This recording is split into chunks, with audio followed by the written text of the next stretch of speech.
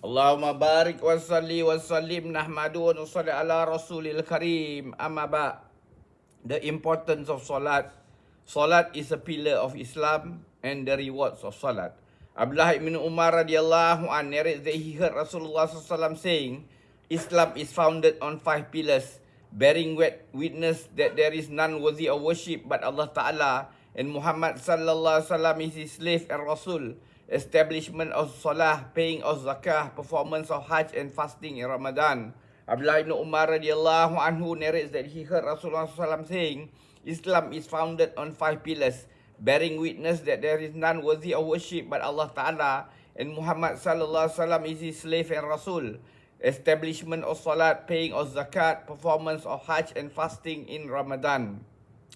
Rasulullah SAW has compared Islam to a tent resting on 5 supports. The kalimah is the central support and the other 4 pillars of Islam are, so to say, the remaining 4 supports.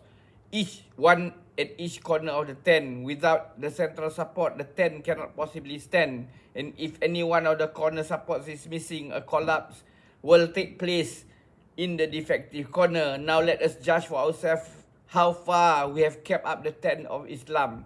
Is there really any pillar that is being kept in its proper place? The 5 pillars of Islam described in this hadith signify the most essential duties of a Muslim. Although a Muslim cannot do without any one of them, yet salah in Islam occupies a position next only to Iman. Abdullah bin Mas'ud radhiyallahu anhu says, once I inquired of the Nabi SAW, which act of man was the dearest to Allah Ta'ala? Rasulullah SAW replied, salah. I then inquired which act came next in order of merit, and Nabi SAW replied, kindness to parents. I again asked what was next, and he answered, jihad.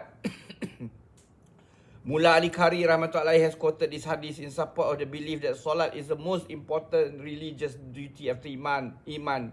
This is confirmed by many hadiths, especially the one in which Nabi sallallahu alaihi wasallam is reported to have said, the best of your deeds is salat, which has been narrated by 5 different sahabah. May Allah give us taufiq to put all this into practice and convey to others.